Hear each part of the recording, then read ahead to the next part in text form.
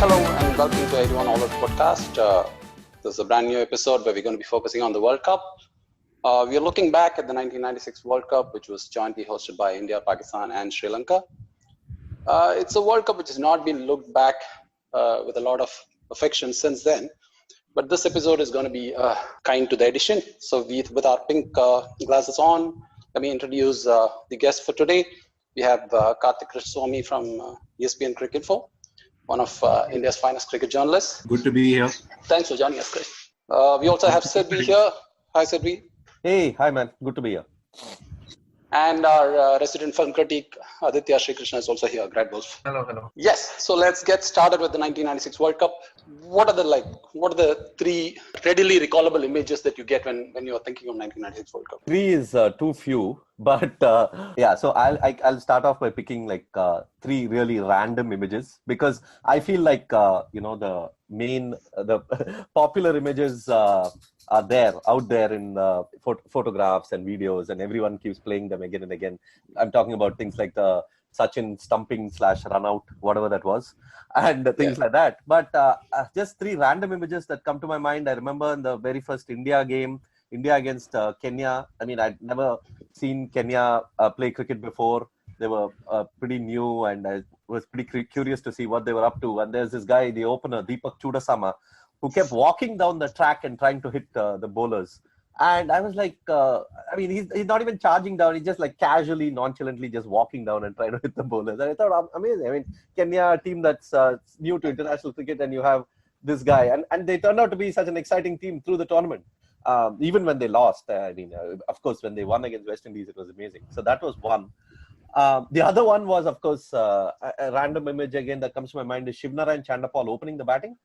And he came up with some absolute scorching, those slog pulls and all sorts of strokes that he came up with him. And I think Courtney Brown, right? Yeah, those are the two openers for a few games. And that Chandapal opening was quite thrilling.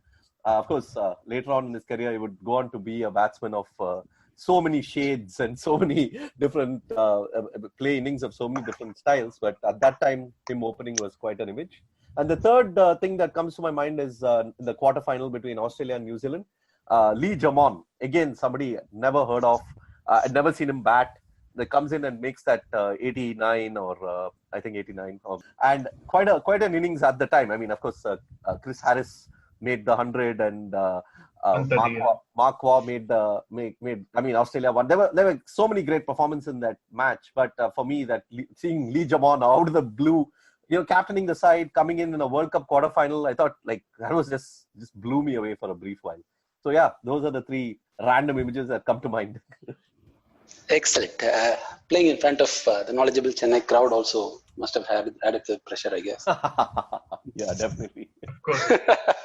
All right, Karthik, what about you? Yeah, so I've got one really random image which, I don't know, whenever I watch videos of the innings, it just leaps out to me, but no one else seems to even talk about it, which is Brian Lara's century against South Africa. Mm-hmm. And if you notice, he's wearing a West Indies shirt with yellow sleeves. Yeah, everyone else in the team's got regular, the maroon shirt they're wearing and their sleeves are the same color, but Lara alone has different colored sleeves. So that's one odd image that always comes back. Then from the final, there's this one shot that Aravinda De Silva plays. Mm-hmm. And I was talking about it recently on Twitter as well, but basically it's an overpitch. It's a half volley from one outside off stump. And this guy goes on the back foot and he, plays a back foot punch or back foot drive because the follow through is quite elaborate. And, in front of point, it's a fantastic shot. I've not seen anyone else hit a ball of that length off the back foot, and it's a beautiful shot. So that's another image.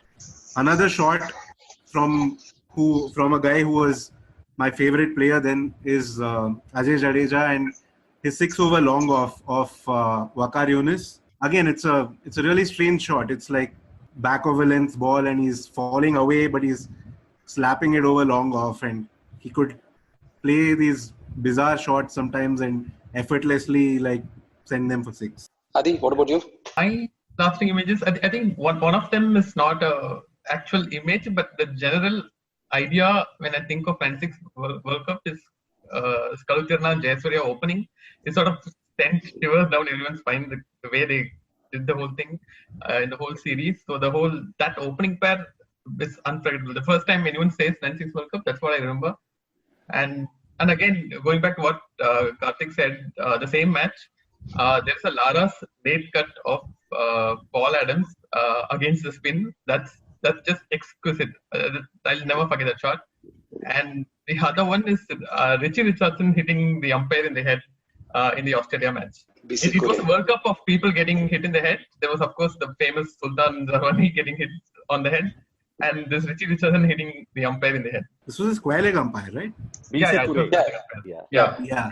Interesting that you guys mentioned that Lara thing. I recently, not recently, a few months back, went back to some newspaper reports from the time, and I saw that after West Indies lost to Kenya, before the South Africa game, apparently Lara gave a press conference, and he had said, people asked him about the Kenyan loss, and he had said, it was disappointing to lose to Kenya, and of course, it was a big upset. But we would feel worse if we lose to South Africa than we lose to Kenya, given the history. And he didn't elaborate on the history, but it's pretty obvious that he was talking about. And I wonder if that yellow thing had some kind of symbolism going in with that. And it just struck me now when you mentioned it, because I remembered what I read. So, and even after the game, a couple of players came and said that, of all the games in the World Cup, this is the one game we wouldn't have wanted to lose. I guess because of the apartheid history and all that. So could be that, yeah. Interesting, right? But I don't know. I was just checking out a couple of videos, and because he brought up the yellow point, I also noticed it just like a couple of days back. But is it just during the South African match? Because I just watched two matches, and I recall only the South African match properly. I don't even recall the highlights of the other match. Is it only during the South African match, was he very good throughout the World Cup? I'm not sure actually, because it's been so long, and I've not really watched any of the other YouTube videos of West Indies matches since, except the Australia won the semi-final. In fact, after Max recently bought up a Zimbabwe West Indies game, he was talking about how Paul Strang made Lara really struggle. I was looking for it on YouTube. I couldn't really find it. Have you guys seen that segment at all? I didn't. Funnily, I was just checking out the scorecard before coming onto the pod, and my memory was playing tricks because I remember a breathtaking spell from Paul Strang. I was hoping that Paul Strang is going to win it for Zimbabwe. This is my memory of watching it. Now I'm seeing like there was no contest. West Indies was never going to lose, and Lara was scoring at better than run a ball. And it's unlikely for me to even imagine Lara struggling against Paul Strang as good as he was bowling in that tournament.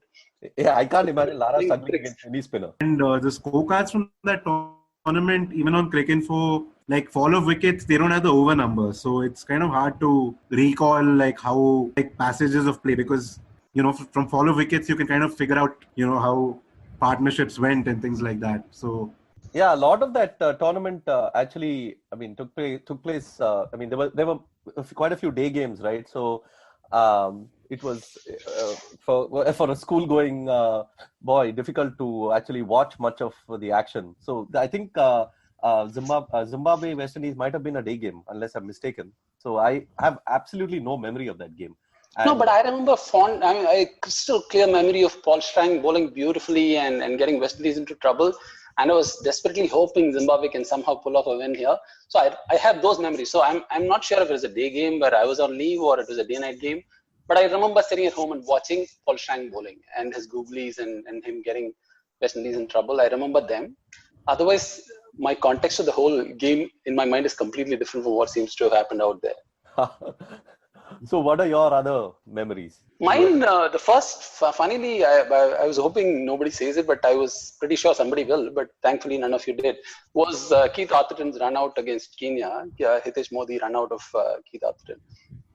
Somehow that's like the defining image. It's like the John T. Rhodes Inzi image for me. Every time I think of 96, that's the first thing I remember. And the other one was Courtney Brown dropping Sachin against West Indies. It is like, I'll come to that later as well about the whole experience. It's basically a community of people watching at my home. I don't know how many people are there, but collectively just jumping up in joy and celebrating because Courtney Brown dropped Sachin. And I remember that being an especially important context in great pressure situation and all that. I spoiled that experience by looking at the scorecard now, which I shouldn't have. And the third one is also to do with Sachin getting out bowled to heat streak in the first over or something, because it was a break in school and I had gone out to drink Pepsi or something, and I was watching. There was a place called Jai Video Vision just outside my school, which used to rent out these video cassettes. So they put up a TV outside on the road, on the platform. We didn't have a platform in Kanchipuram. It was practically on the road, but everybody was like watching the match on the go. So we all went out. We watched this, and Sachin got out. So we were devastated, and we came back and sat in the classroom. There was no mobile, nothing those days, right? So we had no idea what happened in the match after that. So by the time I think I got out, my dad came to pick me up, and he told me calmly scored 100 or something like that. And then I was like relieved. So I remember Sachin getting out because I was thinking about it for the next 4 hours. Yeah, I think a lot of that World Cup, I mean, I guess most of us, I guess all of us were in school. And so a lot of that World Cup was spent in a lot of imagination and hope, and rather than actually watching the cricket. Is that, I mean, it's a question that I'll probably ask everyone. Is that the first World Cup where you watched while you were also playing at a reasonably competitive level, so to say, like competitive matches at least, not necessarily level? It depends on what you define as competitive matches. What I mean is like where you can bowl properly and bat properly, where you go to a ground and play, you know, like in 92 World Cup, I was playing with my brothers at home, but I was not really going to a ground and playing with friends, and there was not a match to win. You were playing with stakes, but I think that's the age where you do that, right? Like I was 11, so I don't think I was playing at that level, like going outside to a ground and playing. I was still playing downstairs, so I don't think we had that kind of a team and playing a full-fledged match. But I guess you guys probably played like the Somasundaram or something like that. I was 9, and I was playing with my cousin mostly, who's 3 years younger than me. So I'd get him to bowl all the time, and I'd just beat up on him. I guess I'm the oldest of among us, so I was. There's nothing to guess here. That's true. Yeah. No, I was I was 15 in the 14 during the 96 World Cup. So 92 World Cup was when that was my first World Cup of actually playing, having started playing, and we used to play on a ground right from the beginning. I mean, there was quite a big ground near our place, so we used to end up playing tennis ball cricket there, and matches, 6-over matches, 8-over matches, and all that. So yeah, the 92 World Cup was my first World Cup in that. Yeah, the reason I was asking is that I was particularly struck by both Karthik and Adi's recollection of Lara's innings. Because that was the first time, like there was this was the peak Sachin Lara debate going on, and Lara kind of, he took a break and then he came back and he had this bat with 501 and the sticker. Like it was very easy for me to kind of dislike Lara, despite the fact that his batting doesn't allow you to dislike him. And then I watched this innings and I watched him play Simcox, and I think it was the last boundary in that iconic over where he just sparkles back and cuts him. So it was more like I was trying to relate to it as someone who's playing at the ground. I'm like, fuck, man, how does he do that? You have this amateur tendencies to try and relate to like an elite level sportsman on the odd occasion, right? So that is probably the first instance of that happening for me with a cricketer.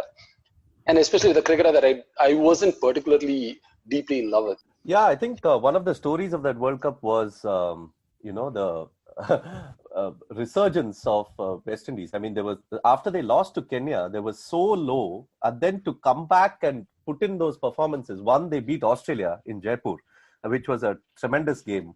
And then they went on, they beat South Africa, and then they again nearly beat Australia. I mean, that sort of, the fall and the rise was just brilliant. And if not for, the brain fade, that collapse. Yeah. For all West Indies, Sri Lanka would have been a absolutely thrilling final. And it could have been like a back-to-back World Cup of coming back from dead and winning the World Cup for both Pakistan and West Indies. Yeah, that would have been a great story. So talking of the experience of watching the World Cup itself, perhaps each of you can take turns in giving a bit of background of what are you doing in life at that time, how were you consuming the World Cup, and what was the surroundings like? Because there's a certain sense of homogeneity about the way mainstream journalists and writers seem to write about about cricket experiences, right? For instance, when they talk about 1983 World Cup, there's this almost universal theory that because India started selling TVs and it coincided with India winning the World Cup, and that created this huge momentum for cricket. I mean, there's some truth in it, but I'm thinking about 96 when I was probably not living in a big city. I used to live in a place called Kanchipuram, which is not necessarily a village, but it's not a city for sure. And it was, even in 96, it was a very community experience. It's not like every house had a TV or every house or had a color TV or had cable television. They used to call it Bella wire at the time, white wire. They didn't even used to call it satellite television or cable television. This was fairly nascent stages. So just to get a sense of your experiences on watching the World Cup. Yeah, like I said, I was 9 at the time and I was in 4th standard in Chennai. And so at the time, I mostly just watched the India games. So the process of watching the 96 World Cup didn't just happen in 96. So even like today, I was watching the Australia-New Zealand quarterfinal on YouTube. And so a lot of the actual watching I've done is much after the event. Even the games that I did follow, a lot of the time I was in school and somebody, a friend or someone would tell me, okay, this is what has happened. We'd just get out of school and, we'd be waiting for... So I used to go to school in this motorized rickshaw. Driver of the rickshaw, he'd tell us this is what's happened so far. And so I remember on the day of the semi-final, it was a day-night game. So we'd gotten out of school and the first thing we hear is that both Jayasuriya and Kaluvitarna are out super early and stuff. And all the significant moments are happening when I'm not actually watching on television. So I go back home and De Silva is already out. So the first thing I see is Mahanama being stretchered off the field and stuff like that. So during the actual tournament, I didn't really watch too much of it. But what I did watch, I just have really vivid memories of not actually what happened, but the events around it. Like, for instance, after losing the semi-final, I still remember going back to school the next day and just the expression on this one guy's face. He just walked into class and he threw his bag onto his chair and he didn't say anything. Nobody said anything to him, but we knew why he threw his bag onto the chair the way he did. Yeah, it was a fairly disjointed experience for me, but it was the first World Cup that I properly followed. Interesting. So do you have, for instance, the way 96 World Cup is written in retrospect, or probably even then, but maybe I wasn't reading enough, is that this was this crass, commercialized tournament with no hoots given about the quality of contest or the quality of the experience, and they put money making before everything else and stuff like that. Did you get any sense of the fact that this was anything like that at that time when you were watching? Well, I mean, even at the time thinking about it, it felt kind of weird that, you had this huge group stage and South Africa winning all 5 of their matches. And you knew which 4 teams were going to go through from each group even before the tournament began. So after that, it was just a knockout. So even at the time, it felt kind of wrong, the format. To me, even at the time, it felt a little weird. I don't know about right or wrong, but it felt a little weird. And as far as the commercialization, I don't know. This was the cricket I grew up with. So I didn't have anything to compare it to, right? One thing I do remember is that it was one of the last World Cups with a title sponsor, or the last World Cup with a title sponsor, Wills. Yeah, possibly. Yeah. So my mum worked at IOB at the time, and IOB was a banking partner. Oh, is it? Okay. Yeah, so she brought back this one sticker of the Wills World Cup, and I put it on our showcase, and it had the schedule of the full tournament on it and stuff like that. Because it was a sticker and it was hard to remove and stuff, it stayed there for a very long time after that. And my dad would be like, "What is this? Why have you put this sticker with this cigarette brand on it and stuff like that?" It was brute force marketing, right? The thing about the sticker and the schedule. I remember I was 11 and I was just before I was in Chennai and just before leaving for Bombay, and that was a time when this schedule booklets were available everywhere. You go to a bank or you go to a shop, it's nothing cricket related. You go to Naidu Hall or something and you buy something and they'll give you a schedule booklet of 96 World Cup. It was that rampant and it was everywhere. And but that at that time, of course, when you talk about all the marketing and the crassness, quote unquote, I don't think that was obviously didn't feel back then. Only later you read about maybe how Dalmia got the World Cup or how Mark Muskin has bid for the TV rights. All that came later, right? And still, like Karthik said, you don't have anything to compare it to. But I mean, I'm sure there will be people who will be slide tweeting on Twitter about how people write about this. But it was really the post-liberalization World Cup, right? So it had to be like that. Yeah, I didn't actually realize much of the whole brouhaha over the marketing and the things back then. I mean, I read a lot about the World Cup even when it was happening. Like I would read the newspaper reports, mug up the scorecards and all that. I was very, very into it. But still, this whole commercialization thing passed me by until later. I read War Minus the Shooting, Mike Marquesee's book about the World Cup, and other reports. It just struck me then how it could have been perceived that way for sure, but it didn't strike me then. And in terms of following itself, yeah, it was very similar to what Karthik said.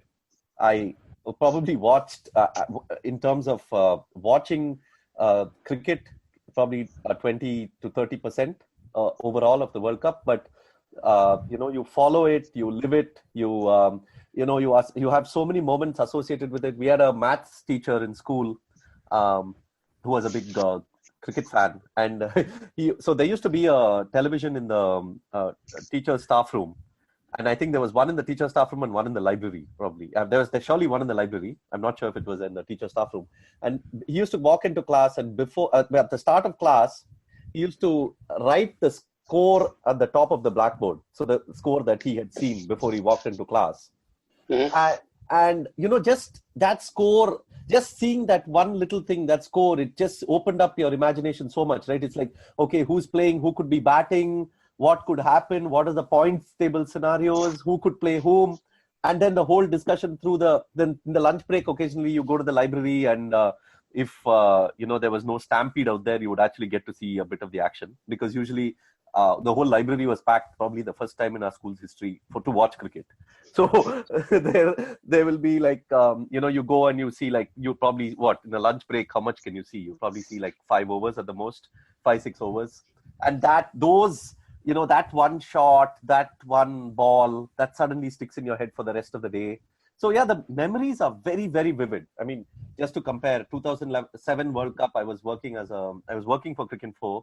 I wasn't in West Indies, but I was in the office, and I probably watched 90% of that World Cup because I was writing reports and doing work around the World Cup. And my memories of that are pretty much blank. I can't even talk about it with the same intensity that I talk about this World Cup. That's how crystal clear some moments are. But of course, I didn't watch everything. And I remember that World Cup semi-final, India Sri Lanka. It was it was a weekday, and I remember going to the library just before we left school and realizing that Sri Lanka were 2 down. And again, it was the same thing like Karthik. By the time I go home, De Silva is gone. So all I know about the De Silva innings are what I've seen of it after that, what I've read about it, but I feel in my head, I feel like I know all about that innings, even though I didn't watch it live.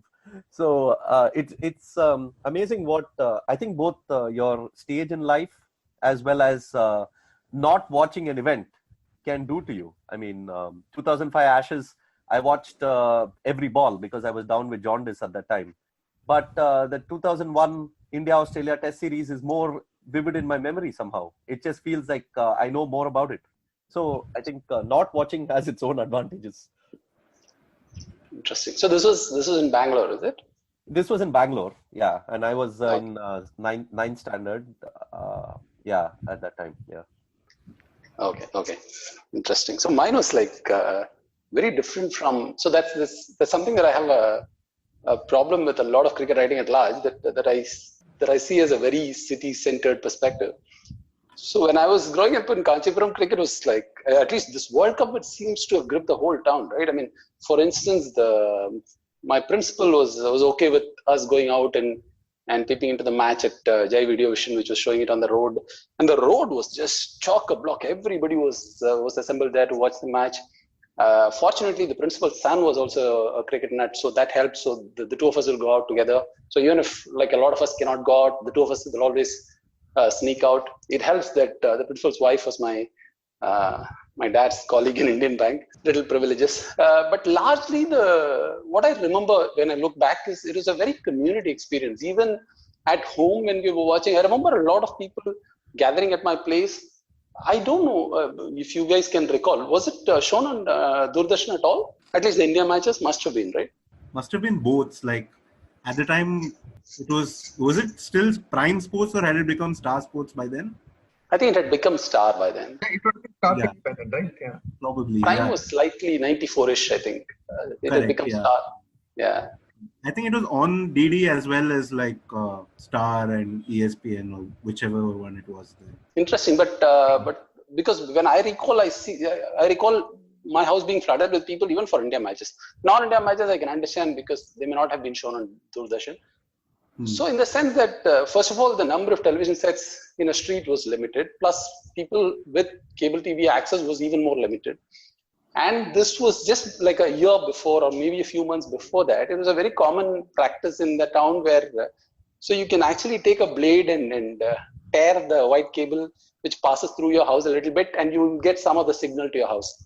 So if I have subscribed, my neighbor could get some grainy version of my channels if he just cuts the cable a little bit. So it used to be a very common practice, and the business guys are also okay with it so long as it is not like a large scale one. But before the World Cup, they were like extremely strict about it. They came and checked all the wires. So my sense is that it was a gathering, it was a community experience, and I seem to remember watching a lot. I'm struggling to understand how could I go to school and still watch a lot. That's how people were. It's not like the school was very lenient or whatever. They were strict about a lot of things. But somehow when it came to cricket, or was it probably this World Cup, where they were a lot more lenient about us going out and checking for a while and coming back. We had those free periods, so to say, so we were free to go out and come back. I mean, when I say go out, it's like exactly right opposite the school. So you're not literally going out even. And yeah, that's my experience of it. So in the sense that when I compare that with let's say 99 or 2003 experiences, they were all very private. With my family, maybe friends, but it was very private. But 96 was a fairly community experience for me.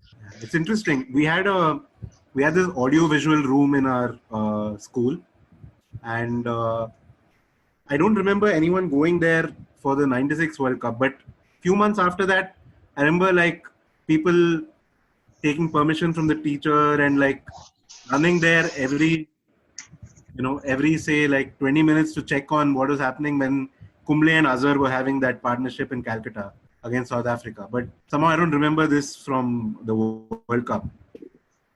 Yeah, that was when Azhar retired hurt and came back at number 9 or something. Yeah. Yeah, and Kumble made 88. Yeah. So I think in terms of community experience, I mean, I too feel I had a community experience back then, but not in terms of what you're talking. I mean, I watched it most of the games, but when I was at home, and think it was just with family, and my dad wasn't even into cricket, so, and my mom, but they were around, so you didn't feel like you were watching it totally alone. But at the same time, after the games, when you go back to school, or you have friends around the house, so even if you go out to play, there was a lot of chatter around the game and around the World Cup. So I feel like, and I even now remember quite a few of the things that people said, and their reactions, and like Karthik said, that guy throwing the bag. There were similar instances where people used to get really angry after the loss and really happy, and then there used to be bets and friendly bets, of course, and then people used to taunt the other one if. We had a Sri Lanka fan, and he used to taunt everyone whenever. I remember after that Delhi match where Sri Lanka beat India in the group stage, there was like a major taunting session happening, and then the other guy, the guy who was supporting India, got really angry, and they nearly got into blows and all that. So, and even now, like a few years back, I went and met one of those guys, and he clearly remembered that, and so it wasn't something I had made up in my head. So I think in that way, yes, I remember a lot of the community. I mean, now I don't have that. I mean, I of course you can.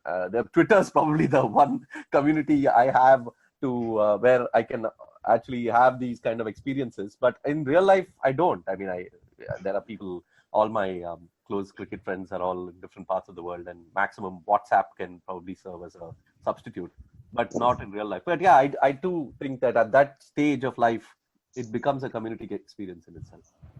No, one is the stage of life, but I'm thinking more about the economy itself, in the sense that I don't think people had that level of disposable income that everybody could afford a TV. This whole TV explosion for me started when all these, LG, which was Lucky Gold Star at that stage, came, and all these foreign companies started selling TV in India. So long as BPL was like the market leader, it was still a fairly scarce resource. So all this, like for instance, when I think about 99, that was a lot more private, because I remember pretty much everybody having a TV at that time. But 96 was not. Maybe it was because I was in Kanchipuram, maybe. But TV was a reasonably scarce resource even then. But it also combined with the whole cable TV surge, right? And then everyone wanted a TV after that. Yeah, two. Yeah, that's two luxuries, right? One is to have a color TV, plus on top of it cable as well. But that's why I was cross-checking if Doordarshan was also simultaneously telecasting the India matches. I don't remember at all.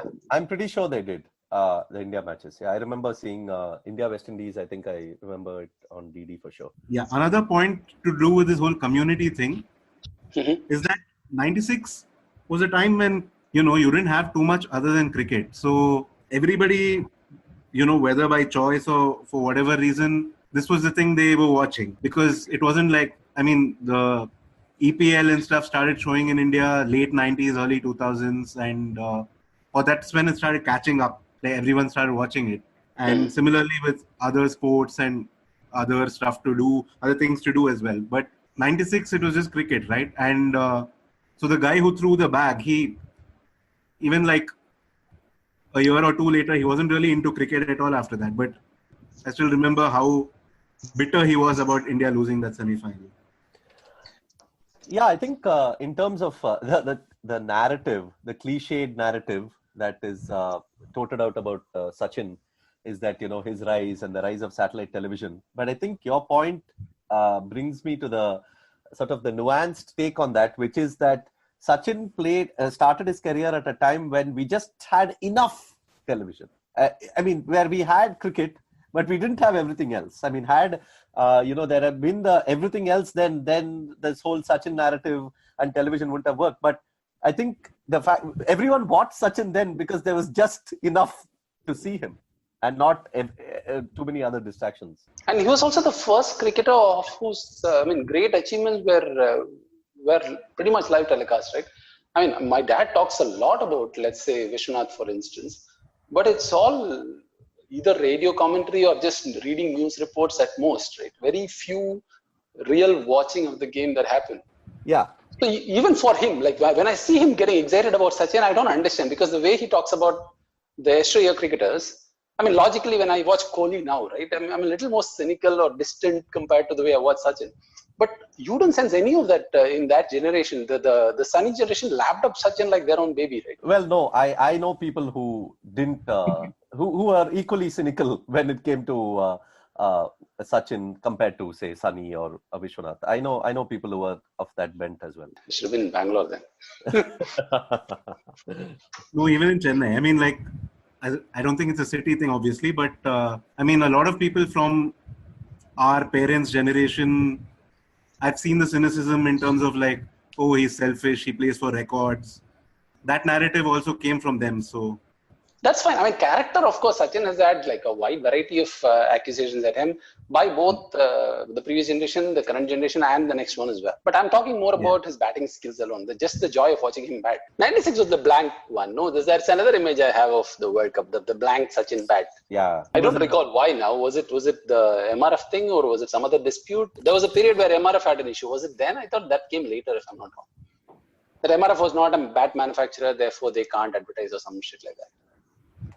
No, it wasn't. I don't think that was the case, no. Because even in 96, people had Foursquare and Wills. I don't think Kingfisher had come in by then. I don't know why, but I remember him batting without a sticker, and for some reason I thought that works well for him, and I hope he continues that way. Yeah, so I'd written a long piece about the India-Australia match in the 96 World Cup, about Sachin's innings in that. And he basically said that he had played the first two matches without the sticker on the bat because he was in between these. I mean, he hadn't renewed his contract or something. And then he was supposed to put the sticker after the second match, but because he played well in the first two matches, I think he may have even got 100 against Kenya. He'll just stick with stickerless for the rest of it. He didn't want to change in the middle of the tournament. For 100 against Kenya, is that what it takes for a superstition to get started? Well, we know about his other 100 against. Kohli would never do that. Kohli would only do that for a fourth innings 100 against Australia.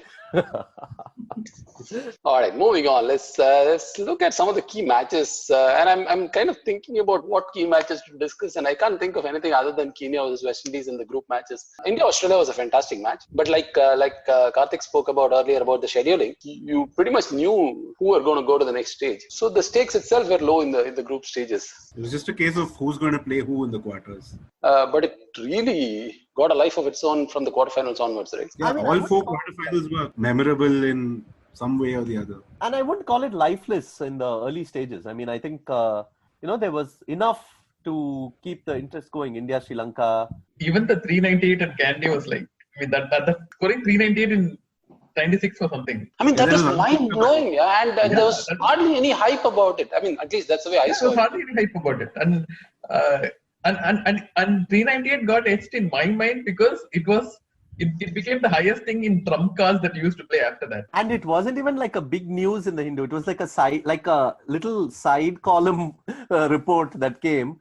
And that made it even more astonishing because I'm like, the team has scored 398 and these guys are just giving like some 400 words for it. What is wrong with them? Yeah, I remember in 99 and when India got 373, was it? Yeah, 373. At one stage, it seemed LB Stadium, is it? The Taunton game, Sri Lanka. Yeah, the Dravid gang. Oh, Taunton, okay. What was the match in that LB against New Zealand where Dravid and Sachin scored 100? No, that was in Hyderabad, 376. So the thing with the group stage in that World Cup was that it was, there was these three clear divisions, right? I mean, there were, of course, two teams didn't travel to Sri Lanka, but Sri Lanka ended up playing like Kenya, Zimbabwe, and India. And sort of Sri Lanka were doing their thing. And then you had games in Pakistan, where, and I don't really remember seeing much of that, those group games in Pakistan. I mean, they're very, very sort of few images stand out, but I think the clearest memories from the India group games.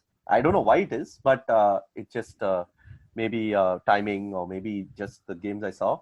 But there was this one catch, I think, again, I'm just talking so random that Shane Thompson of New Zealand took one spectacular catch. And that catch they used to have that super catches or something, right? One contest. There's a Manjrekar one also. Oh, yeah, you little beauty, Tony Gregg says. Yeah. Manjrekar Ponting. He got Ponting of that typical Ponting cut. Yeah, so those super catches, they used to keep playing it again and again and again. And those images are still there in my head.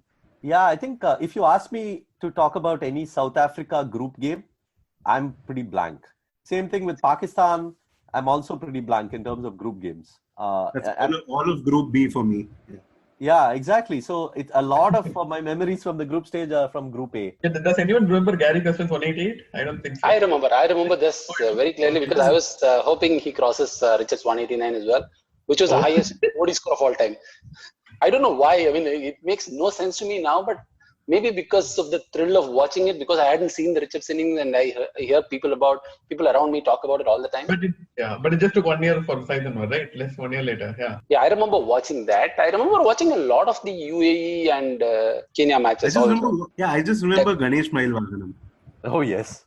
Great name. That's another story, actually. So when he was playing, there used to be this, now I learned it's a rumor, but at that time I believed it to be true, that he's a guy from Kanchipuram and he used to play at the stadium where we used to play basketball. And everybody, like the whole stadium believed this guy's from Kanchipuram and they were so proud of him and they were cheering for him and all that, which I later learned was not, and quite devastated to learn that. The little things that you believe. For some reason, that was also the time when somebody planted this thought in my mind that both the War brothers were born in Chennai. And which, after a while, I think it's probably they took off on Nazir Hussain and kind of built this whatever. And after a while, I knew that it was not true, but it took me almost 15 years to mentally not react to that. Every time they talk about a cricketer born in Chennai, I'm almost about to say Bob Brothers. This is the funniest. Bizarrest rumor. This is way larger than Jayasuriya with the steel bat thing. Spring bat. Spring bat. Yeah. Spring back. But coming back to Jayasuriya, like I've been looking at it. One, I mean, the Kalutarna myth was busted by, I don't know, someone from Cricinfo or somebody, right? That he didn't do jack shit in the World Cup. This whole Jayasuriya and Kalutarna was built up by Tony Craig, right? Little Kalu. Little Kalu and the combination as this devastating opening pair.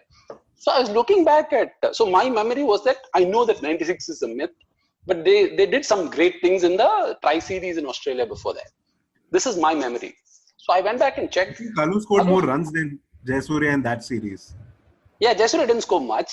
Kalu had 4 great starts like straight away. He was asked to open midway through the series. Before that, Manama was opening and one match Athura Singhe opened. So last 4 innings, Kalutarna opened and he had like this blasting starts. Come to the World Cup and Jayasuriya didn't do anything then. Come to the World Cup, Jayasuriya started blasting and Kalu didn't do anything. So this is an extraordinary myth which almost everybody seems to believe is true, right? Purely by the image that Tony Craig painted, I guess. Okay, so right after the World Cup, there was this tri-series in Singapore, right? And Jayasuriya scored what was then the fastest 50. And the fastest 100 as well. Yeah. And in the fastest 50 game, they put on like 70 odd and Kalutarna was out for a duck. Yeah, I remember that. That was also Dravid's debut. That sums up their entire partnership. I mean, a little harsh on Kalutarna, but it kind of sums it up. And coming back to Jayasuriya himself, I'm like, didn't he get the man of the tournament or whatever, the equivalent most valued there or something like that? And I'm looking at Aravinda's record. I'm like, first of all, he didn't play 2 matches because, Australia and West Indies withdrew.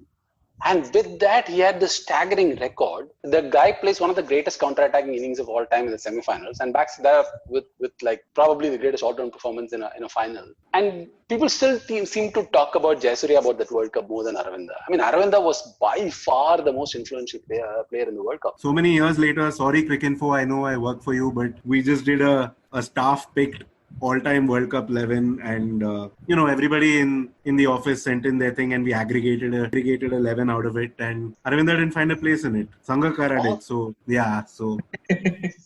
What the hell? For the tweet, yeah. That's down to your average age being like 25, I don't know. Yeah, most of them are like a decade younger than me. So. No, I am thinking you are the youngest in this pod, right? So they have no memories of 96 if they were around then at all. And to drill further into the Jayasuriya thing, like if you see the group stages, apart from that game against India, I mean, even like I don't know, he might have scored against Kenya, but Aravinda definitely also scored against Kenya. Ranatunga scored, I think. Ranatunga got like quite a big innings there. But if you see like that, there was that India game where he basically reduced Prabhakar to an off spinner. There was the England game where he reduced De Freitas to an off spinner, and there was and then the semi-final. But De Freitas was still the quarterfinals. I mean, that was the biggest impact innings of his in the World Cup. Exactly. But what I'm saying is, then the semi-final and the final, Jayasuriya didn't do much. So if you see that the Jayasuriya myth is built around that pretty much those 2 innings. And England, especially because Atherton went on to call him a slogger, and so much of English media at that time was still driven by England, Australia, and the rest of subcontinent sucking up to those views. So Jayasuriya Smith was essentially built because he tulped England, which were tulped by every other non-Mino team in the World Cup. Yeah. And they chased 272, the India match. Yeah, that was a big impact. Yeah. I remember when Sachin finished, I was like, boss, the match is safe. I mean, he had a great flourish at the end and he scores 137 or something, right? Yeah. In fact, Mike Marqusee writes about that innings in the book. In fact, talking about that book that I read much later, I read post IPL came into being, and I was this harsh critique of IPL. And so when I read that, I have very fond memories of 96 World Cup, right? It's my nostalgia. And I'm criticizing IPL for being, let's say, like overly commercial. My baseline is 96 World Cup. I was reading this book and I was getting this perspective of how it was such a stark deviation from how cricket was being telecast to the world before. I mean, I vaguely remember the Coke and Pepsi controversy and Pepsi having this ad called Nothing Official about it. I remember some of it and Mascarenas being a big influence in the whole event and stuff like that. But I didn't understand the depth of hard feelings that pretty much the first world had against that World Cup. Yeah, of course, Marqusee doesn't judge it that way.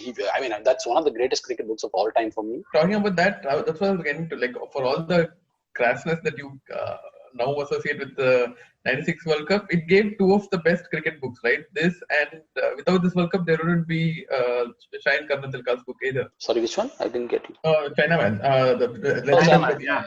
Okay. That book wouldn't exist without this World Cup. Yeah, and for all the criticism of the format, which is a valid criticism perhaps, but it's basically, think of it this way. Imagine 2007 World Cup happening before this, and organizers had to figure out a way of keeping the box office teams for the longest time, and this would have been a perfect format, right? Yeah, it's what they did, right? They went back to this in 2011 and 2015. So yeah. So essentially, they had a problem not so much with the bloated league stage. They had a problem with the knockout straight away. So if you had put a Super 6 in between instead of a quarterfinals, I think the criticism would have been a lot more toned. Yeah. I mean, I was just reading about, because I vaguely remember these criticisms, and I remember reading Marqusee's book. Before this pod, I was looking for, the First World's review of this World Cup. And I had a look at this review of the World Cup in Wisden by this guy called Alan Lee. Man, this is classic. You couldn't do a more thorough job of being First World, All the classic tropes are used. It's like if I had to mimic it, I can't do it. It's just too good. So you're saying he's critical of it? He's extremely critical of it. He's talking about how flights started early at 6 a.m. and teams were tired, and at that time India had these domestic flights which are either early in the morning or late in the night, and India spread it out in 18 venues without thinking about the convenience of the teams. Of course, players are well taken care of, but still they could have been taken care of better. And it was crass commercialization, and whatever. And the other thing which amazes me about the 96 World Cup, when I think about it now, is the fact that they had the final at Lahore, right? And if it had to happen now or any time in the future, even if, let's say, Pakistan, cricket is back to its vibrant best in Pakistan as such, you're not going to have a final in any place other than India if India is one of the hosts, right? Yeah. So a whole Asian solidarity was at that time quite vocally criticized by the rest of the countries, but it seems to have helped cricket immensely given what we've seen since then. So vote bank politics works, whether it is in cricket or in life. Talking about that, they did have a India-Pakistan combined team playing in Sri Lanka, right? That match happened. That is unthinkable now. No, was it Asia 11 versus the rest of the world 11? Or was it India versus... Oh yeah, that was for solidarity. Yeah. Pakistan versus Sri Lanka. After Australia and West Indies. After Australia and West Indies were true. Yeah. Ranatunga, during the World Cup final presentation ceremony, he explicitly mentioned that. And he said that, thank you to India and Pakistan for coming and playing. Meant a lot for us and all that. And even if you read Andrew Fernando's piece on that World Cup for Sri Lanka, he even now players talk about that game and what it meant to them for a combined India-Pakistan team to go and play in Colombo. And it's interesting how those little things here and there then mean so much to players that they talk about it 25 years down the line as well, 23 years down the line as well. So, talking about little things, I read that there was this Ian Chappell column recently where he spoke about Mark Mascarenas, and he said Mascarenas had initially promised that he'd get Vijay Mallya to get a jet for all the Australian commentators to make sure that they go to Australian games. Because apparently Kerry Packer had said that if you want my Australian commentators, they should commentate on every Australian game. And then that Mallya jet thing fell through. And so then they had to find other arrangements. And so there was this match in Vizag that Australia played where the commentators were half an hour late. And you had Tim Gilbert from Channel 9 News and Michael Slater, who was the 15th man in the Australian team, who began the commentary. Wow. I'm like, dude.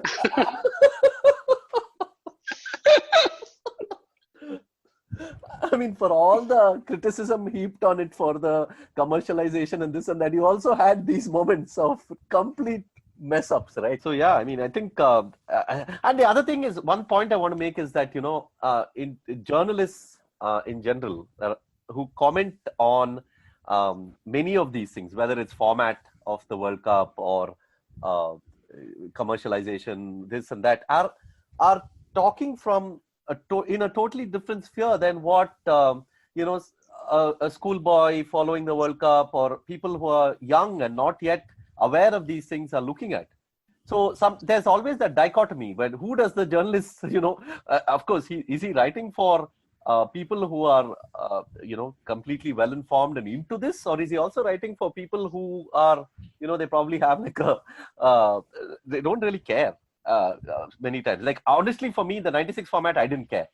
I'm like, now if you have such a format, in 2015 I was like, hey, okay, I mean, they could have done it better, but back then I didn't care. So that's comment and commentary. I sometimes wonder whether you should take that into account as well, of not writing for people who also don't necessarily care. No, but usually, I mean, I can understand journalists writing for adults. I mean, that should be the norm. I can understand a Hindu editor complaining about it or whatever, like one of those editorial complaining about it.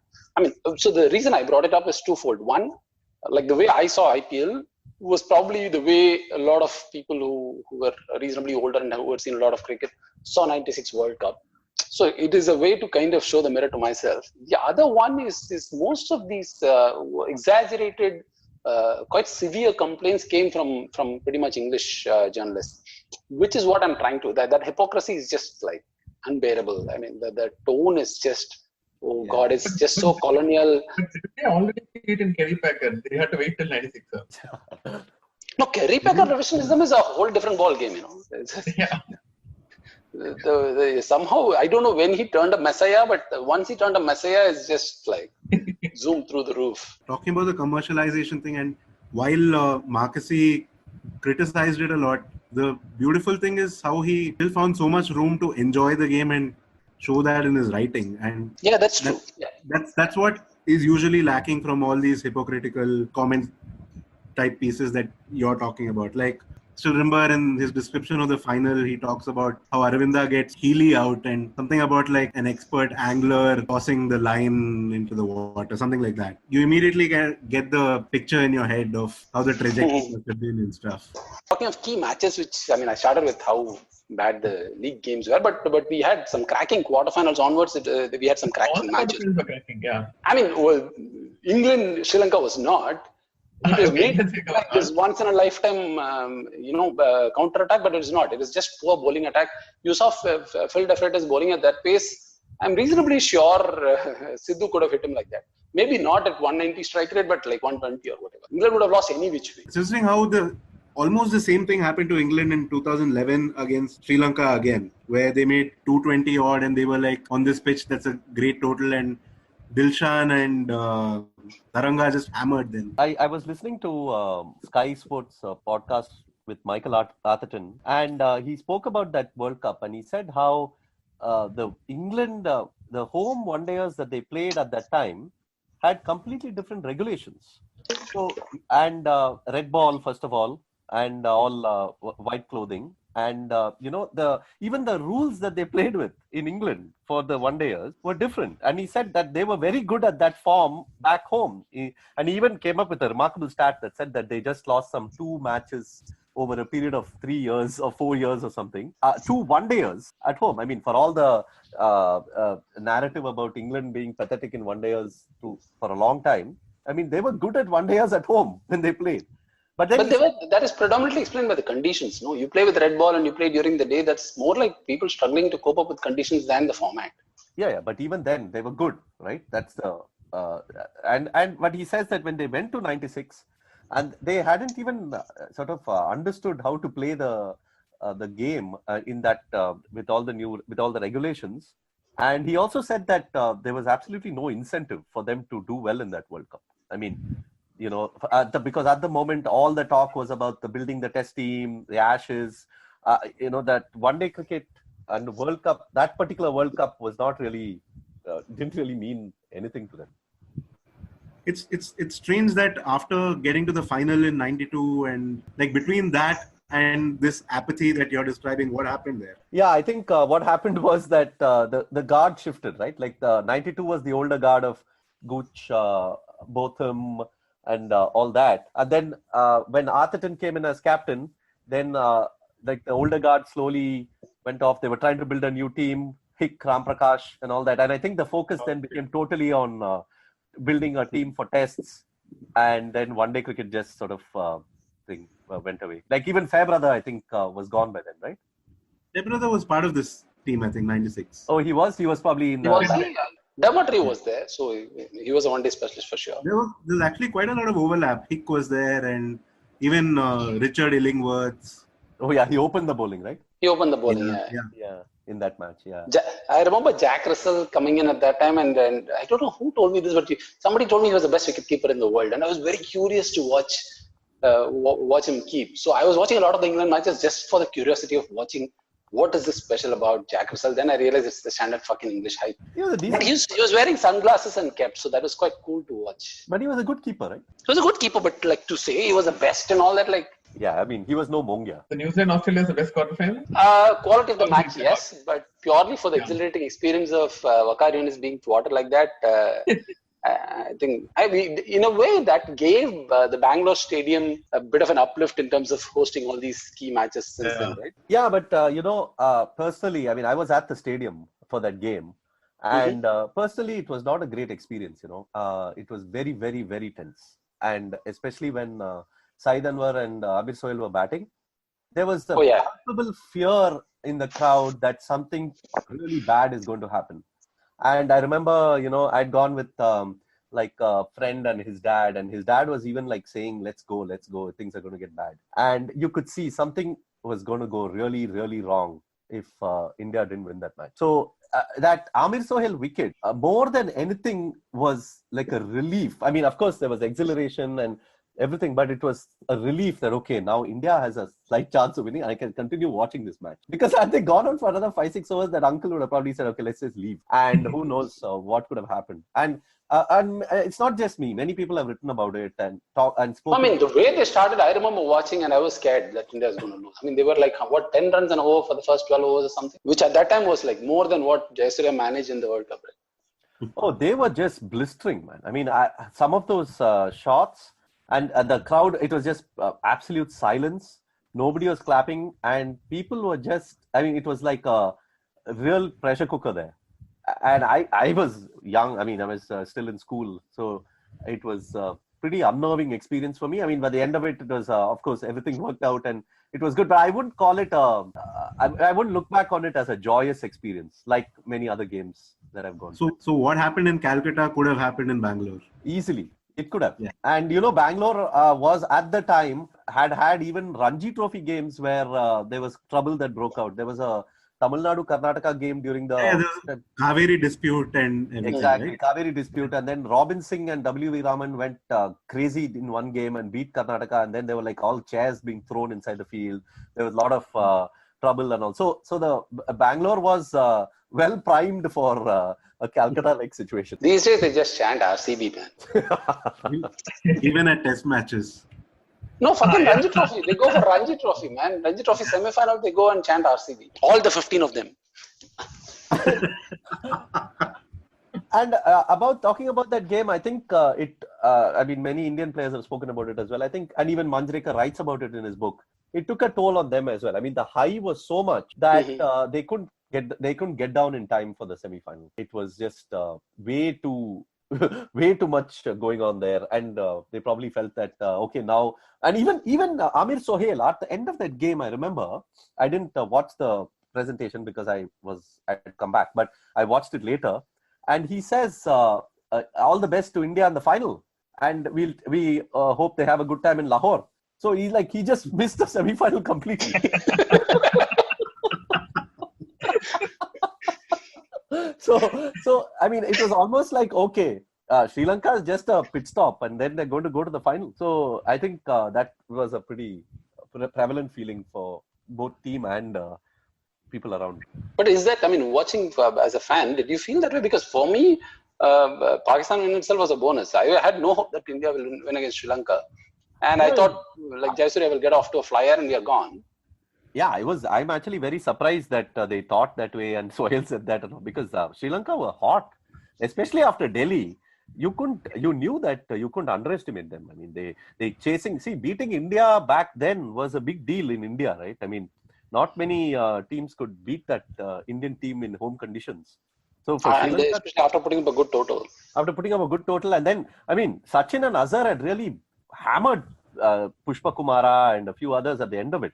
I mean, they were just taking him to the clear. I mean, when Sachin was doing that classic, the way he used to stand outside off and then slowly walk in, and you almost knew that he's going to go after the bowler. He was doing that to Pushpa Kumara. And Azhar too. In fact, Azhar played a very good innings in that match, in that group match. And so after that, for them to come back and win like that, I thought they were red hot. I'm surprised people were taking them light. Those days, that's another thing about those days, that this captaincy was hyped up a lot. Like when Mark Taylor sent Shane Warne, it was like a masterstroke, but like a lot of teams were sending pinch hitters. In fact, Mark Taylor himself sent Shane Warne in another match which didn't come off. Was it the final? Final. Yeah, it didn't come off. So, but for some reason it was. I was also extremely partial to Mark Taylor at that stage. Maybe it was my own hype as well. But I remember even the semi-finals when India get Jayasuriya and Kalavitarna out for nothing. There was this lot of talk about great captaincy from Azhar. I'm like, he got caught the third man. Like, what's the big deal? Like, it's not that he plays a specific fielder at a specific place or whatever. But there's a lot of talk about captaincy during those days in all those little moves which kind of work. On that topic, I was just looking at the New Zealand-Australia scorecard. It's interesting that Rifle bowled just 4 overs, Fleming bowled just 5 overs, but Bevan and Marquardt bowled Bevan bowled his full quota, Marquardt bowled 8. Yeah, I remember that. Marquardt with his red flag. It never happened now.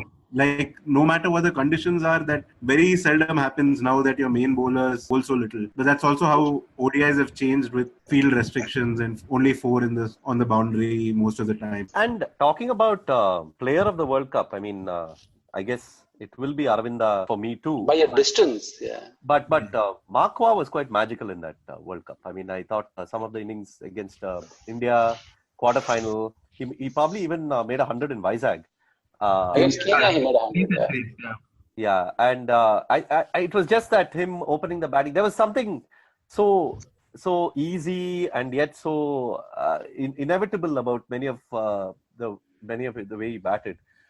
So calm. It wasn't the manic Jayasuriya kind of thing where every ball that something's gonna happen. It was like, okay, one smooth drive, one easy. It's like so calming to watch. I remember a lot of. And you'll also remember the stumping of Sachin, right? Oh yeah, of course. I mean that.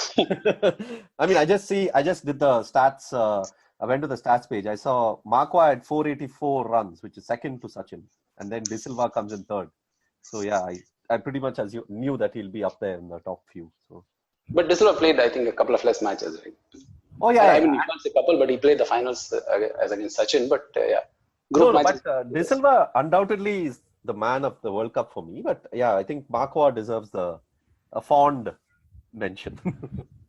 I also remember that was in that World Cup, the highest run getter, highest wicket taker, and I think maximum catches were all by Indians. Like Sachin, Kumble, and Kumble. Who took the most catches? Kumble again. I mean, this is what I remember. I haven't checked. Kumble took the most catches. Yeah. Wow. Okay. Interesting. He took the catch of Anwar, right? Or did he get the wicket of Anwar? No, he didn't. No, Anwar was Srinath. Because so I was watching.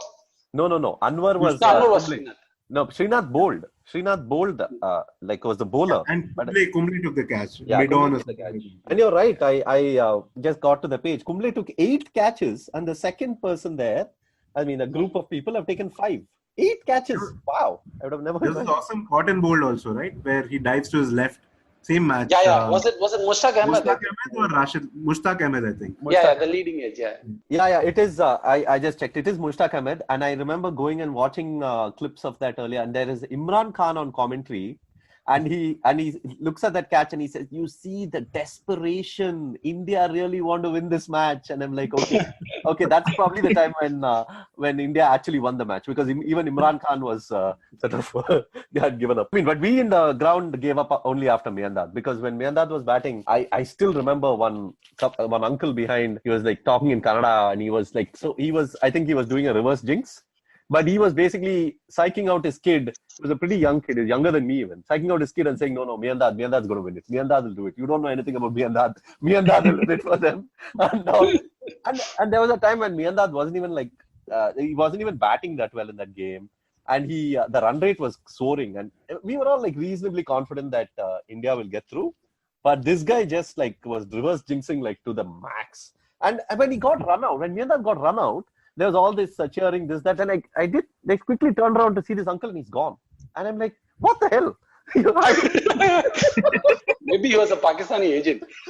So his reverse jinx was so serious that he left.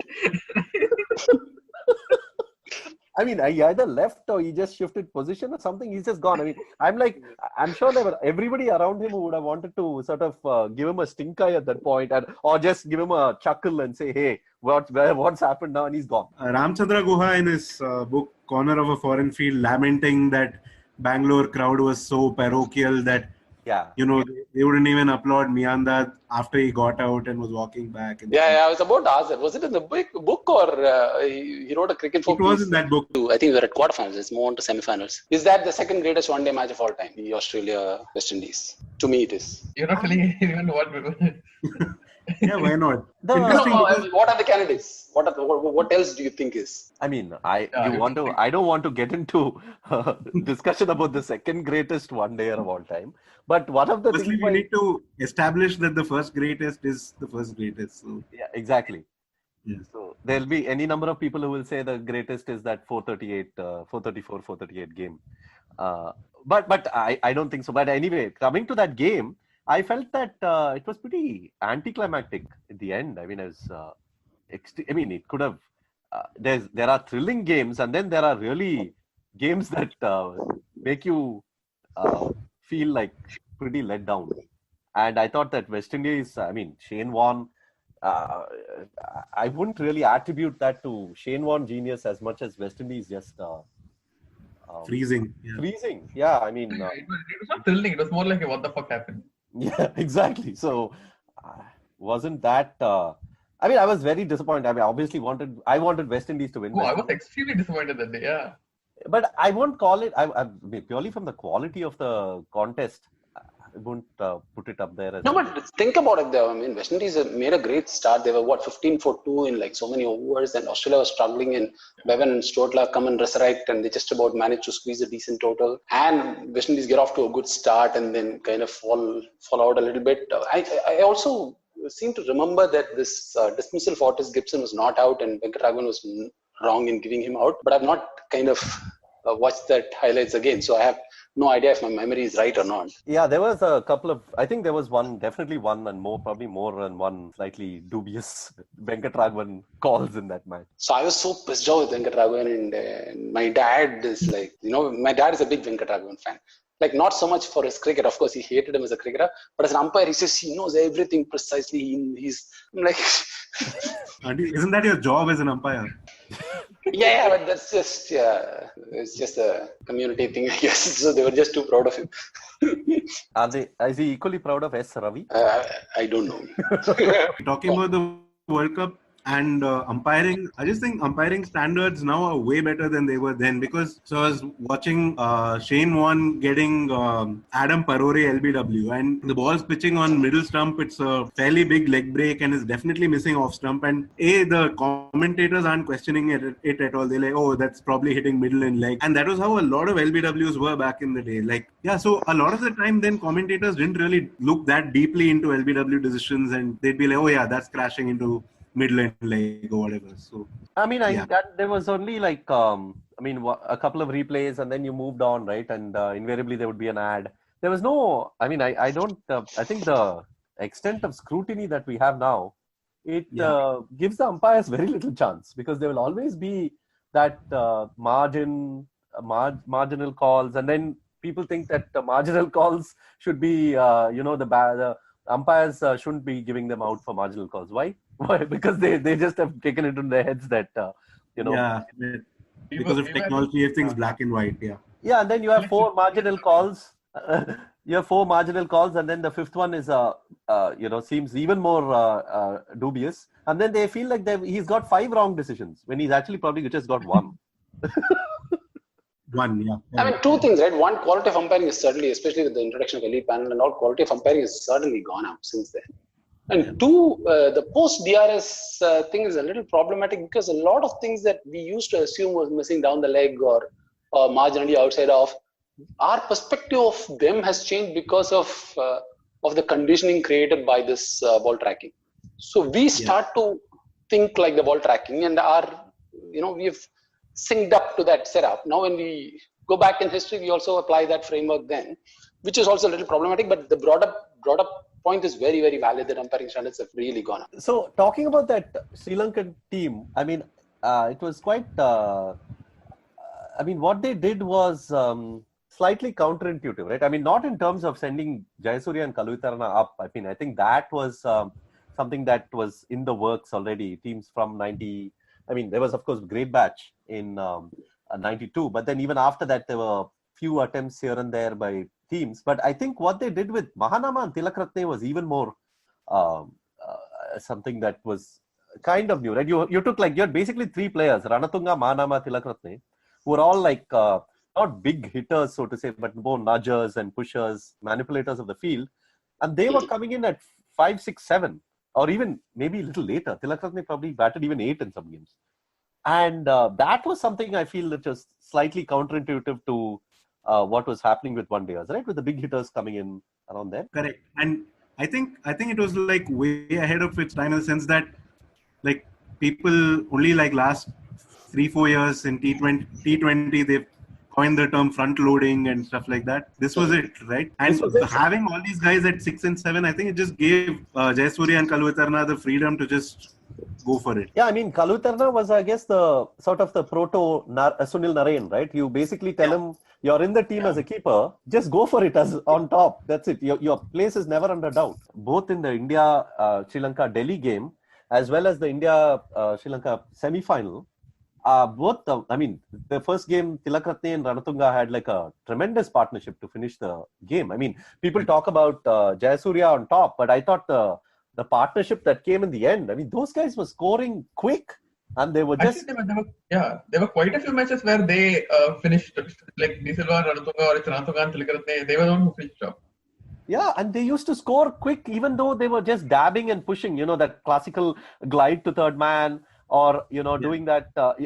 They used to always find the gaps, and playing against bowlers like Kumble is not that easy. He used to be quite a good bowler at that time in one-dayers, and in the semi-final even, that Mahanama innings was quite valuable for them at that time. De Silva was the stunner, but Mahanama played quite a knock as well. Quite a interesting strategy. I guess now if they play, if they were around, they would have been a fantastic T20 team as well. And that was the fear, right? What they did in that World Cup and with the way they chased, that whole thing about us choosing to field in that match, and which became a controversy years later with Company saying something they made a name for themselves chasing, and that was still in '96 it was still chasing so consistently was unheard of, and that's why in the semi-finals no team had chased and won the World Cup final before that. Over the World Cup, over the course of the World Cup, they made a name for themselves, and in our semi-final, there was a huge discussion that they apparently had of what to do when they win the toss. In fact, that Delhi game pretty much apparently made them shift their mind to sort of chase. And you're right, there was a definite that was a shift for sure in one day, because there was an interesting article recently by Rex Clementine and the Island that spoke about a tiny exchange between Ranatunga and Imran Khan before the World Cup final. And Imran asked Ranatunga, apparently on the morning of the game what he's planning to do, and Ranatunga just, Imran was a big figure for Ranatunga, and he said, I plan to field. And Imran said, don't be crazy. World Cup final, under pressure, under lights. Are you crazy? What are you doing? What are you doing chasing? And then that sort of threw off Ranatunga a bit. I mean, even a guy like Ranatunga was thrown off. And apparently he went to Dilip Mendes, was the manager, and then had a long chat with him. And then at the end of it decided, okay, fine. I mean, I'm still going to go with my gut. And he went with fielding.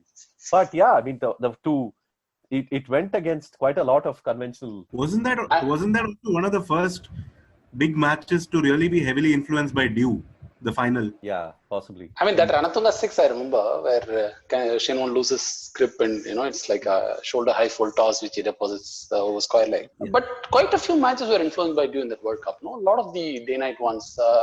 In fact, even the India-Pakistan, for instance, I remember side inverse shots like traveling really fast in the night. So the dew played a factor throughout the tournament in the day-night matches. I remember Venkatesh Prasad and I think Jadeja had like towels in their waistband. Yeah. And even the New Zealand bowlers, I think Chris Cairns might have had a towel in that quarterfinal as well. I think you entered the 11s. Yeah, I think we can move on. I would go with Sachin, of course, because he had a great Sachin Marqusee, right? Sachin Marqusee. I mean, I wouldn't go with Jayasuriya. Yeah, I got that. Sachin Marqusee. Sachin Marqusee, Lara probably, and because he was batting 3 in the World Cup, so makes sense. Aravinda, of course, that spot is sealed, and Ranatunga probably as a captain as well, so that makes it 5. Yeah, after that is what you know, like. Interesting. Who will be the keeper? Or who will be the all-rounder? He just played one. Why not? For the sake of urban legend. Interestingly, I mean, that was also a World Cup of, largely specialists and part-timers rather than genuine all-rounders. Yeah, it was actually. Yeah. De Silva, Jayasuriya and all were fantastic part-time options as bowlers. Mm-hmm. And, but it was not like the big all-rounder World Cup, like where the, a Cairns or who are the other all-rounders? It wasn't like Callis was playing, but I don't think he bowled too much in that. Callis played that World Cup? Yeah, he did. I remember this because he didn't play most of their matches, no? He did play at least 1 or 2 matches, I remember, because between me and my brother, we had this bet going on about who will be the next big player. Is it Ponting or Callis? And my brother went for Ponting and I went for Callis. I'm pretty sure Callis came only in 97, 98, man. He made his debut in 95, and I think he was part of this squad for sure. I remember watching him in the 96 World Cup for sure. Maybe he didn't play too much. Okay. Maybe I don't remember much of him. I mean, I remember. I mean, as I said, I don't remember much of South Africa in that World Cup, apart from Donald hitting Sultan Zarawani, and they had this. Dave Richardson was injured, so they had this wicketkeeper, Steve Palfreman. Yeah, I remember him. I was interested in seeing him because until then, the only South African wicketkeeper pretty much who I had seen consistently was Dave Richardson. So.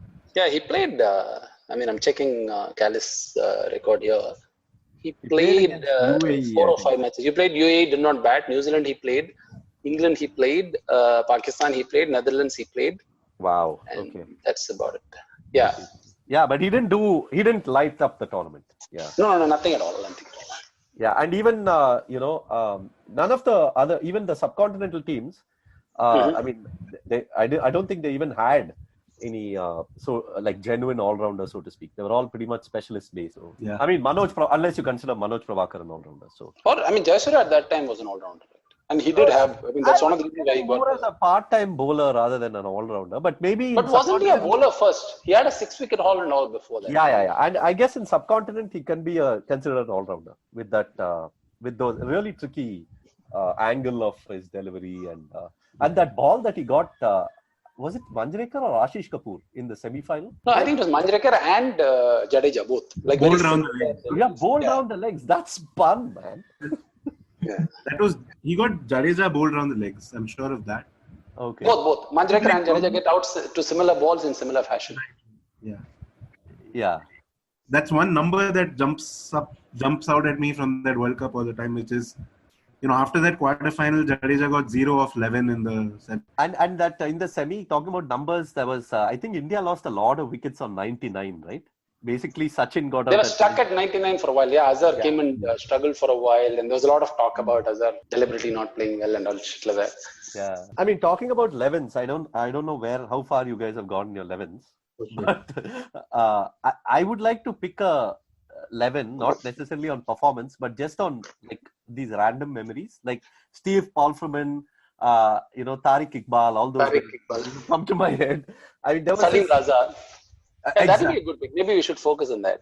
Salim Raza, I remember because he was like, he had a very, like a Sachin-like stride to the bowling crease, so which I remember.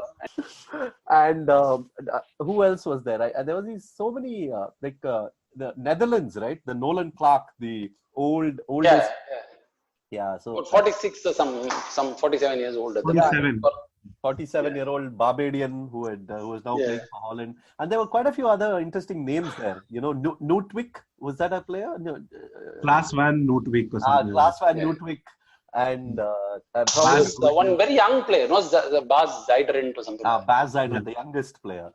And then probably Tim Dilly, did he play that World Cup, or maybe it was the next? Yeah, he did. He was there. He was there. Yeah, so those names were very interesting.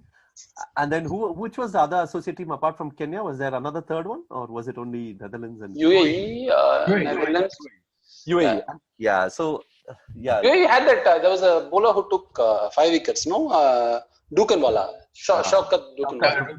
Shaukat Dukanwala. Yeah, correct. Yeah, Dukanwala. For some reason, I used to pronounce it as Dukanwala then, and that's how I did now. He was from India. He was from Bombay or something.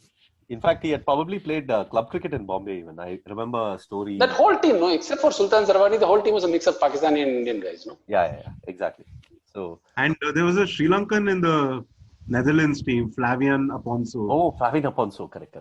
Yeah, then there was in that first game, I remember England against New Zealand, this guy, Chris Martin. Peter Martin. Peter Martin. Yeah. Peter Martin, one of the typical quintessential English seamers, medium pacers, seamers. Maybe he was fast also, I'm not sure. Peter Martin. No, he was just medium fast, but a very honest trier, as they say. Honest trier, yeah. And Stuart Law, who played quite a very good innings in that quarterfinal. Semi-final, right? Even quarterfinal. With Bevan and Law, basically took them to the finish, I think. I remember only Marqusee and Shane Warne. That's all I remember about the match. Yeah, even the semi-final. That semi-final, Stuart Law was very good, that game. And Ambrose, if you remember, like towards the later stages of the tournament, Ambrose was lethal, man. I mean, he was getting those quick Yorkers in. I mean, not only later stage, even early stage. That against India, he bowled very well. That Sachin innings. Yeah, he gets. That Sachin innings was fantastic, right? He gets Jadeja and Sidhu bowled. I mean, the chance of flying. Yeah, Ambrose was really good at that tournament. And I think Ambrose, for instance, didn't make it to the previous home series, right? In '94, when Cuffy and Kenneth Benjamin played, and along with Walsh. Yeah. There is a 1-all series, right? Didn't come. And another West Indies memory for me to round off is in the quarterfinal, when West Indies are like bowling and South Africa pretty much out of the game. You have this Jimmy Adams coming and bowling his left arm spin. And as the overs go on and on, Adams is developing a swagger of his own and all that, and he's coming. He's like a great spinner and all. I'm like, dude, to put it in context, 2 years back he was Padams, right, in India. And you had this image of this dar and boring guy, and suddenly you have swaggering Adams bowling left arm. Wasn't he a kind of part-time keeper also before that? Oh yeah, he was a keeper. Yeah, I remember that, and I was like, whoa, man, these guys, Adams and Roger Harper, are like. Turning it in for them. Yeah. Harper actually had a very good World Cup as a fielder and as a bowler, right? 15 wickets or something like that? 14 or 15. I think, Siddhi, you wrote a post about it after the 2011 World Cup or around the 2011 World Cup on that? Yeah, before, yeah. Before, yeah. About congregating outside those TV showrooms and, Yeah, and I think that's, that similar things happen now. Like, even now, we are probably at the stage, I mean, apart from Karthik, who works in cricket full time. I mean, I think a lot of us end up not watching games and following it on either ball by ball or highlights or things like that. But it just doesn't, the memories aren't as vivid. The live stage. I'm obsessed that like it's both cricket and football. I remember the 98, 96, 2002 way better than 2010, 2014. Though you would have watched more matches for all you know. No, but I'm saying even now, I'm probably going to, I mean, this World Cup I'll probably watch a lot. But, if you say 2015 World Cup, I probably watched as much as the 96 World Cup. I mean, watched. I was just following it the rest of the time. But my memories are nowhere as vivid. In fact, if you ask me about 2015 World Cup, I'll have to spend half an hour just thinking about it, looking back and figuring out what the hell happened. So, but in 4 years after the 96 World Cup, if you had asked me about the 96 World Cup, I would pretty much tell you everything about it. What you said initially was right. I think the 96 World Cup, I mean, people remember 92. I'm just talking on a global scale. A lot of people remember 92 across the globe. I think because it was the first World Cup in colored clothing, day, night, and all that. And people romanticize the Australian, like cricket happening in Australia a little too much. Yeah. So that 92 gets a lot of brownie points for that. 99 gets a lot of brownie points because, it had this great semi-final. It had Australia's, comeback from the dead and all that. But I think for those in India, it is still something that we cherish very fondly. All right, with that, we come to the end of our discussion on the 96 World Cup. In the end, cricket was the winner. Thanks a lot, everyone, for joining us. Thanks, Sidvi. Thanks, Aditya. And thanks a lot particularly to Karthik for taking his time out. Thank you all. See you soon. In the air, Sri takes it. India win. He'll come back for the second. India